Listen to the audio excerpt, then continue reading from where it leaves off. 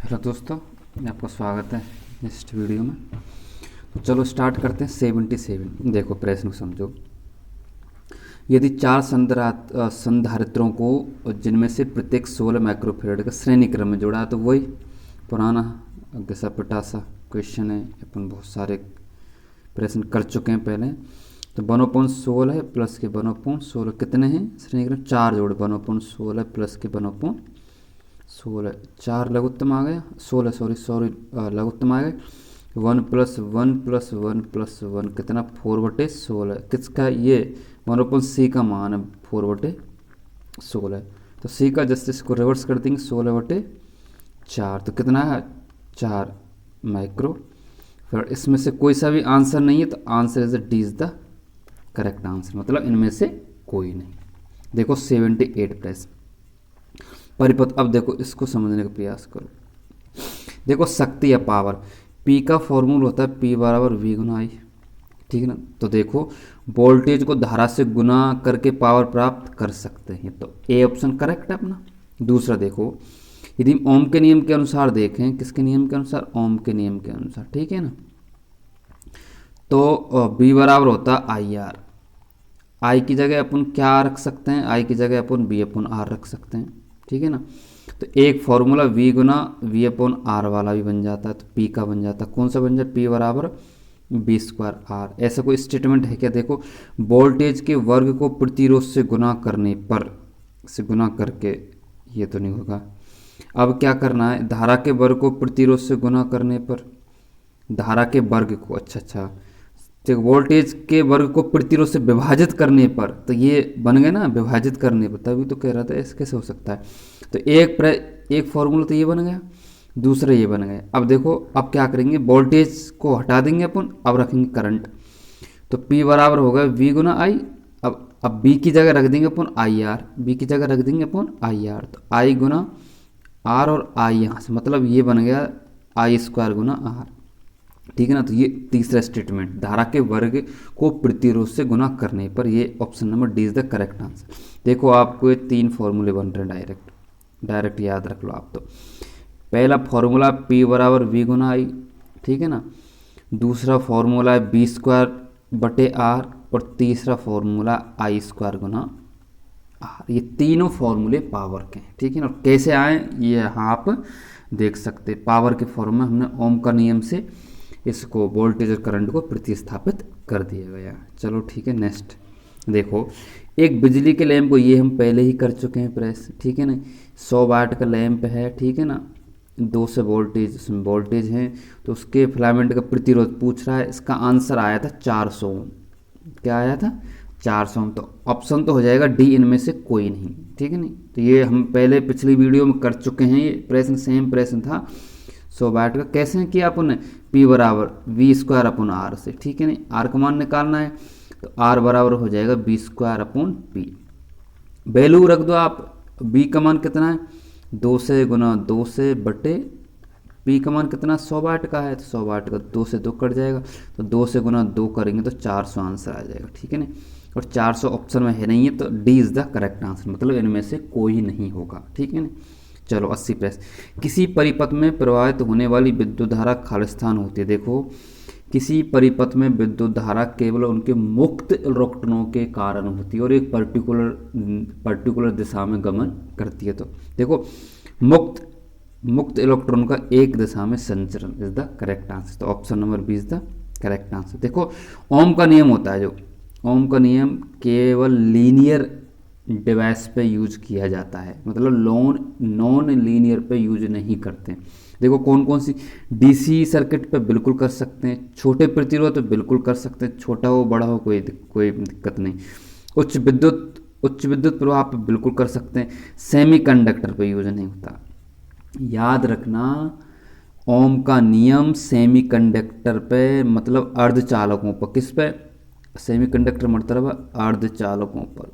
ये केवल चालकों पर और कुचालकों पर लागू होता है, अर्धचालकों पर लागू नहीं होता। अर्धचालकों को कहते हैं अपन सेमीकंडक्टर। तो जो ओम का नियम है वो सेमीकंडक्टरों पर लागू नहीं होता है, ठीक है ना। चलो नेक्स्ट देखो, अगर दो प्रतिरोध समांतर में जोड़े जाएं तब उसका तुल्य प्रतिरोध की मात्रा किस पे होगी। जैसे माना कि दो प्रतिरोध हैं, ठीक है ना, एक प्रतिरोध ये रीना और एक प्रतिरोध ये रीना, तो हमेशा इन प्रतिरोधों का मान जो इनके मूल मान से हमेशा कम ही प्राप्त होगा, क्योंकि फॉर्मूला क्या है इनका, 1/r बराबर 1/r1 प्लस 1/rc है, तो हमेशा इनका कम प्राप्त होगा। देखो ऑप्शन देखो, प्रत्येक प्रतिरोध से अधिक प्राप्त हो ही नहीं सकता, प्रत्येक प्रतिरोध से कम, हाँ ये option B is the correct answer. प्रत्येक प्रतिरोध पर निर्भर तो करेगा, लेकिन पर्टिकुलर पे कोई निर्भर नहीं करेगा। तो प्रत्येक प्रतिरोध से कम, जितना प्रतिरोध है, माना कि ये 10 ओम है, ये भी ये 10 ओम है, तो इस 10 ओम से कम प्राप्त होगा समांतर में कुल प्रतिरोध 10 ओम। देखो लगा लो कैलकुलेट, 1/10 प्लस के 1/10 आ गया ना, तो 10 लघुत्तम आ गया, तो 1 + 1 कितना, 2/10 तो 10/2 कितना है, 5 ओम आया। मतलब जो ये इसका जो मूल मान है इससे कम ही प्राप्त होता है समांतर में, लेकिन श्रेणी में हमेशा ज़्यादा मान प्राप्त होगा, तो बी इसका करेक्ट आंसर है। नेक्स्ट देखो, संधारित्र किस में ऊर्जा रखता है। देखो संधारित्र होती है, ऐसे समझो दो प्लेटों के बीच में कोई परावैद्युतांक मटेरियल होता है, उसमें वो आवेश को स्टोर करके रखता है, ठीक है ना। विद्युत चुंबकीय कोई मतलब नहीं है, चुंबकीय क्षेत्र कोई मतलब नहीं है, तो विद्युत स्थितिज क्षेत्र कहते हैं इसको। तो इन दो प्लेटों के बीच में कोई ना कोई माध्यम होता है, उन माध्यमों के ही अंदर कैपेसिटेंस अपनी ऊर्जा को स्टोर करके रखता है, जिसको हम कहते हैं विद्युत स्थितिज क्षेत्र, ठीक है ना। तो option number C is the correct answer. देखो नेक्स्ट देखो 84, एक इलेक्ट्रॉन वहन करता है।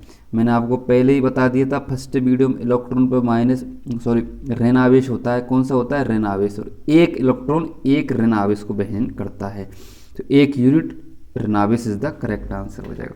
2 यूनिट का तो कोई मतलब ही नहीं है, ठीक है, नहीं धनावेश होता ही नहीं है, तो आप उनका ए आंसर इज द करेक्ट हो जाएगा। चलो नेक्स्ट देखो, 1 ओम के 3 प्रतिरोध को समांतर क्रम में जोड़ा गया है, ऐसे 3 संयोजकों को श्रेणी क्रम में जोड़ा। देखो 2 प्रश्न हैं इसको, ये एक्चुअल में मिश्र अनुपात का है। देखो 1 ओम के 3 प्रतिरोध, 1 ओम के 3 प्रतिरोध पहले तो जोड़े हैं समांतर क्रम में, 1 ओम के 3 प्रतिरोध, ठीक है ना, ओके कोई बात नहीं, ठीक है ना, समांतर क्रम में जोड़ा गया है। ऐसे 3 संयोजकों को श्रेणी क्रम में जोड़ा गया, तब परिणामी प्रतिरोध कितना होगा।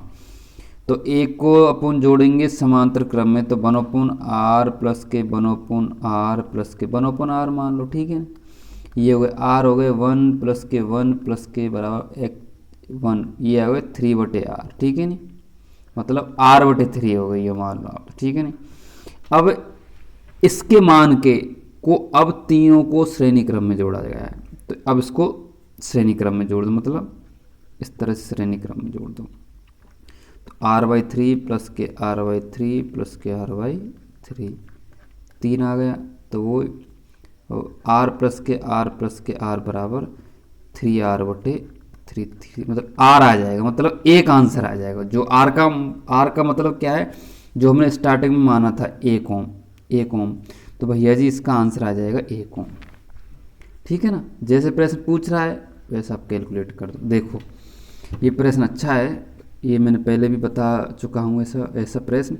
देखो 3 बल्ब हैं, ठीक है, गुना 60 वाट के, ठीक है, कोई बात नहीं, 60 वाट के, प्लस दूसरा क्या है, 4 बल्ब हैं कितने के, 25 वाट के, ठीक है, प्लस तीसरा कितना है, 3 बल्ब हैं 40 वाट के, ओके, ठीक है ना।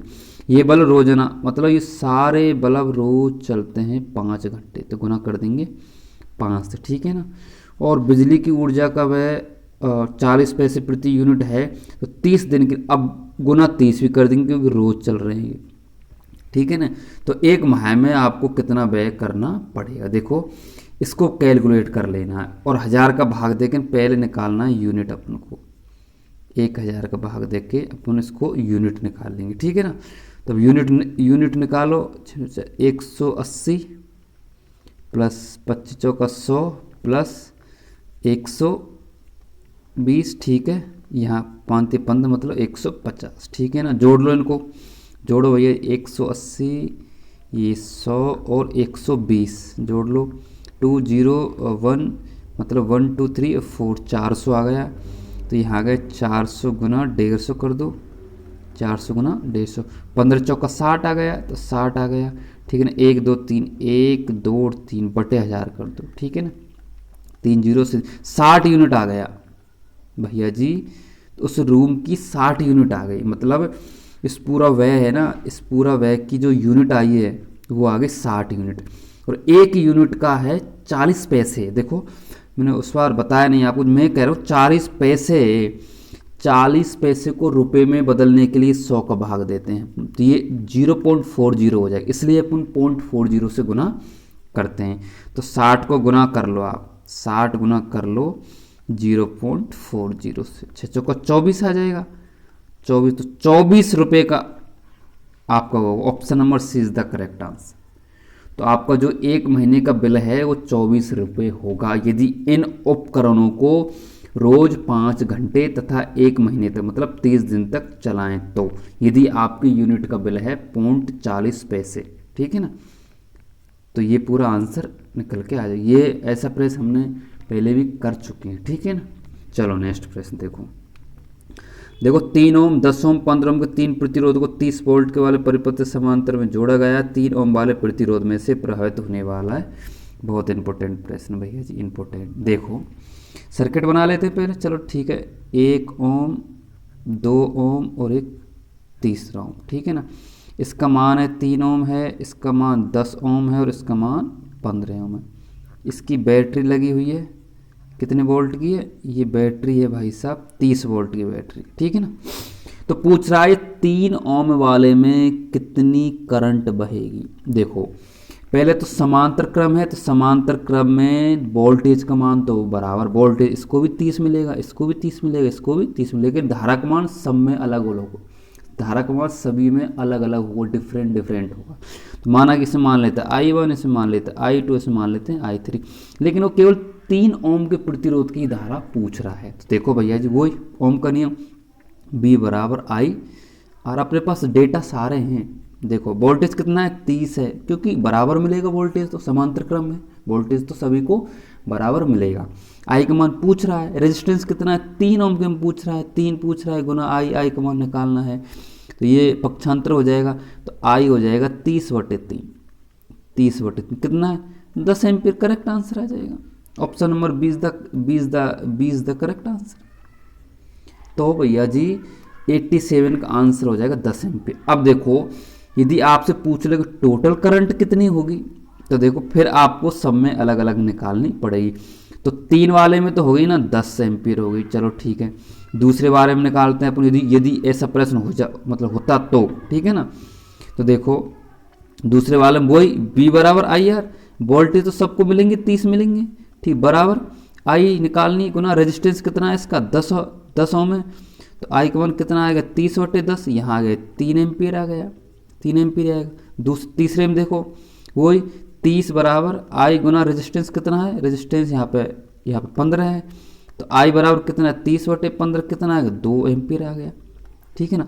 तो भैया जी इसका तो हो गया 2 एम्पीयर, इसका हो गया 3 एम्पीयर और इसका हो गया 10 एम्पीयर। तो टोटल कैलकुलेट करो 10, 3 और 2 5, 15 एम्पीयर टोटल करंट होगी। यदि आपसे पूछता इस क्वेश्चन में 87 में कि टोटल करंट कितनी होगी, तो भैया जी 15 एम्पीयर की टोटल करंट होगी। हमने एक एक करके सबकी निकाल दी, ठीक है ना। चलो प्रश्न करते हैं 88। देखो एक कैपेसिटर है 5 वीक, मतलब वोल्टेज का मान दे रखा है 5 वोल्टेज, ठीक है। 0.12 कूलाम किसका मात्रक है, क्यू होता है, आवेश होता है 0.12 कूलाम, ओके। चार्ज स्टोर करता है, इसकी धारता देखो क्यू समानुपाती होती है बी, क्यू को इससे समानुपाती को हटाएंगे तो क्यू बराबर आ जाता है सी बी। अब सी का मान निकालना है तो सी बराबर हो जाएगा Q/B, कैलकुलेट करो तो क्यू का मान तो 0.12 है बटे बी का मान कितना 5 वोल्ट, इसको कैलकुलेट करेंगे तो आंसर आ जाएगा अपन का 0.024 F। तो option number 20 the correct answer. तो भैया जी ऑप्शन नंबर 20 द इसमें करेक्ट आंसर निकल के आ जाएगा, ठीक है ना। नेक्स्ट देखो 2 संधारित्र जिनकी धारिता 2F और 3F है को श्रेणी क्रम में जोड़ा गया है, एवं तीसरा संधारित्र जिसकी धारिता 1 माइक्रोफैरड है को इनके समांतर क्रम में जोड़ा गया है, तो परिणामी धारिता ज्ञात करो। देखो ऐसे हम बहुत सारे क्वेश्चन कर चुके हैं, तो बार बार बताने की आवश्यकता नहीं है। सर्किट देख लो इसका बस। दो संधारित्र 2F और 3F को श्रेणी क्रम में, दो संधारित्र को इस टाइप में जोड़ा गया है, ठीक है ना, 2F और 3F, ठीक है ना। अब इसके समांतर में एक और जोड़ा गया है, ठीक है ना, कितना, 1 माइक्रोफैरेड का।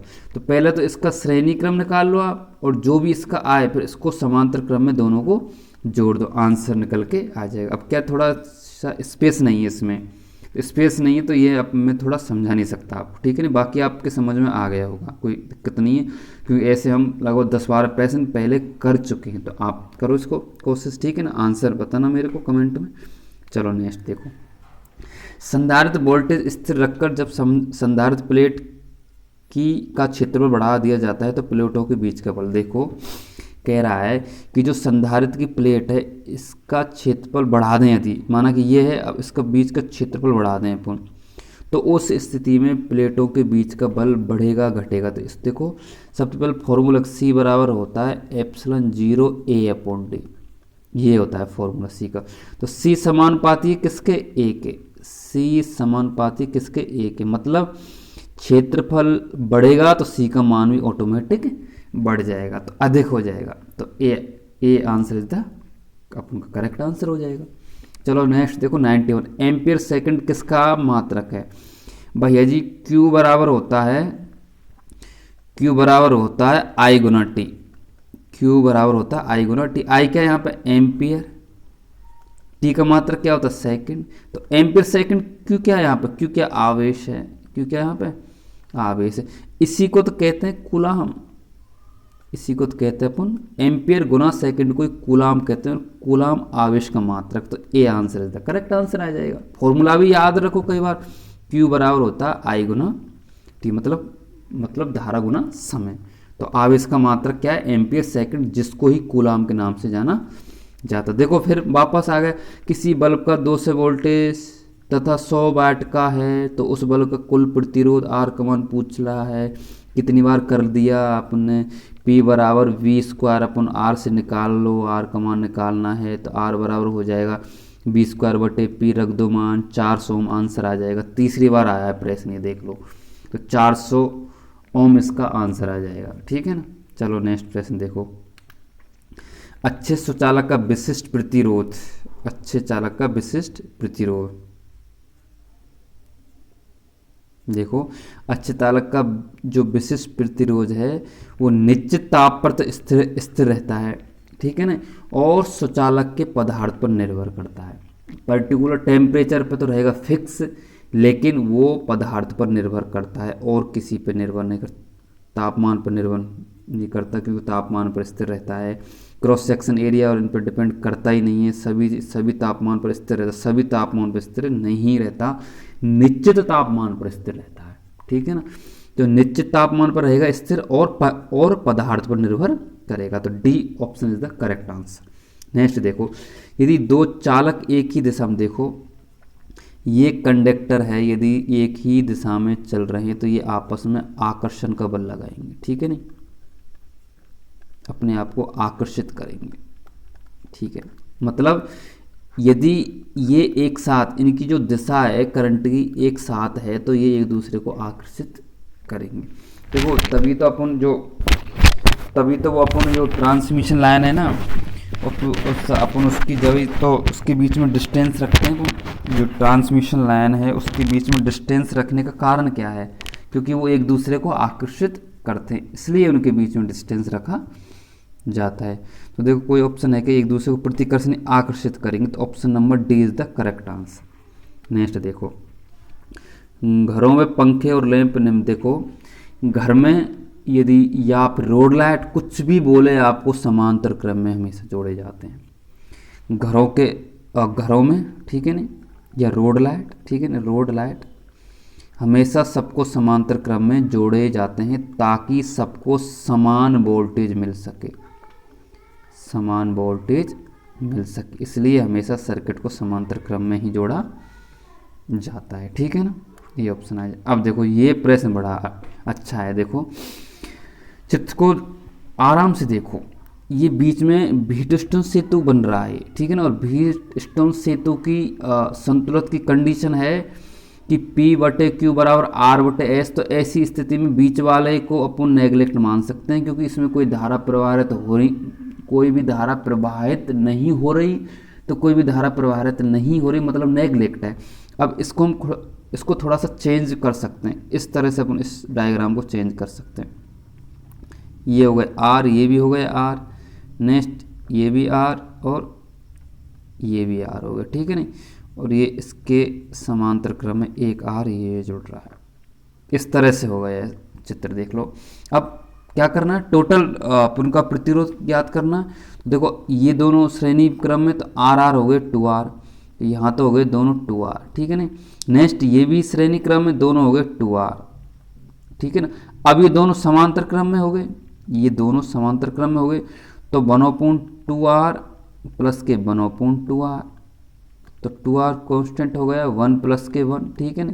तो कितना आ गया 2R/2 हो गया, कितना आ गया R हो गया, कितना आ गया R हो गया। इसका पूरे का मान निकल के आ गया R, ठीक है नहीं।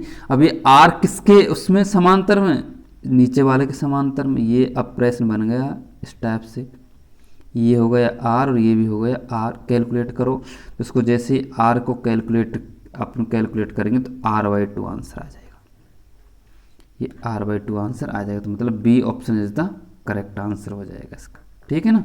देखो नेक्स्ट क्वेश्चन, यदि एक स्थिर धारा का स्रोत 10 किलो ओम के कोड पर 0.40 एम्पियर की धारा सप्लाई करता है और यदि लोड को बदलकर 100 ओम कर दिया जाए तो लोड, देखो क्या कह रहा है। देखो पहले अपन के पास में रेजिस्टेंस है कितने का, 10 किलो ओम का। अब किलो को मतलब होता है 1000, तो 1 2 3 रख दो, इतना ओम है, जिसमें धारा है 0.40 की वो क्या है, करंट है।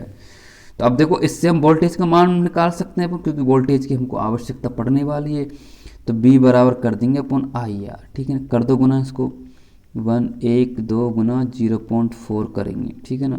तो 2 0 नीचे आ जाएंगे, तो 2 0 से 2 0 कर जाएगा, ये आ जाएगा 4 1 2 3, ये तो आ गया वोल्टेज, ठीक है ना। अब क्या ऑप्शन क्या बोल रहा है प्रश्न, कि 10 किलो ओम है इसको चेंज कर दिया मैंने 100 ओम में, मतलब अब रेजिस्टेंस हो गया 100 ओम, ठीक है ना। रेजिस्टेंस हो गया 100 ओम, तो उस स्थिति में लोड पर धारा कितनी होगी।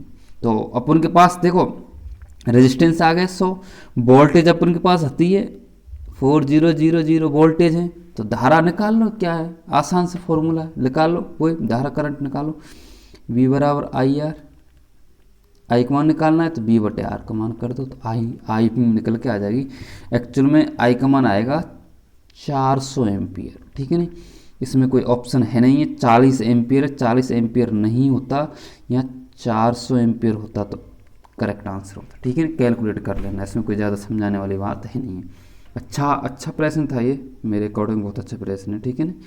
चलो नेक्स्ट देखो, यदि 5 के 2 प्रतिरोधों को समांतर क्रम में जोड़ा जाए तो तुल्य प्रतिरोध कितना है, 2.5। इसको अब समझाने की जरूरत नहीं है, ठीक है ना। चित्र बना लो आप।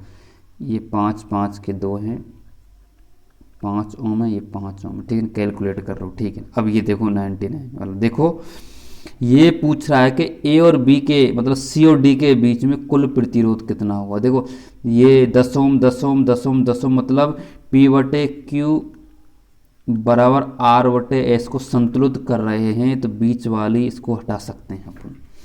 बीच वाले हट गए तो अपना पूरा सर्किट ही बदल गया, तो सर्किट कुछ इस टाइप का हो गया, देखो इस टाइप का सर्किट बन गया अपन का, ठीक है ना। निकाल लेते हैं अपन 10 ओम 10 ओम 10 ओम और 10 ओम, तो ये हो गए 10 और 10 20 ओम हो गए, और ये भी हो गए 20, तो समांतर में कर दो इनको, ये हो गए 20 ओम और ये हो गए 20 ओम, तो 10 ओम इज द करेक्ट आंसर आ जाएगा फिर उनको समांतर से। फिर 1/20 प्लस के 1/20, ठीक है ना। तो 20 लघुत्तम आ जाएगा, 1 प्लस के 1 कितना होगा, 20/2 कितना आएगा, 10 ओम आंसर आ जाएगा। 10 ओम आप इसका आंसर करेक्ट हो जाएगा, तो मतलब 10 ओम इज द करेक्ट आंसर। कौन सा, option number D is the correct answer. चलो नेक्स्ट देखो, हाँ लास्ट प्रश्न है सीरीज का ही। देखो 4 माइक्रोफैरड 4 माइक्रोफैरड, ये 4 है भैया जी, ठीक है ना, 4 इधर है, 4 इधर है, 4 इधर। बहुत आसान है जान, कितने क्वेश्चन कर रखे हैं। चलो फिर भी अपन को समझा देता हूँ। 1/c बराबर कितना है, 1/4 प्लस के 1/4 प्लस के 1/4, ठीक है ना। लघुत्तम आ गए 4, तो 1 प्लस के 1 प्लस के 1 कितना है, 3/4 आ गया। तो 1/c कितना आया, 3/4। निकालना c का मान, जस्ट इसको रिवर्स कर देंगे तो 4/3 माइक्रोफैरड आंसर आ जाएगा। है कि कोई ऑप्शन, तो B option is the correct answer हो जाएगा, ठीक है। तो चलो आज के लिए इतना ही, थैंक यू।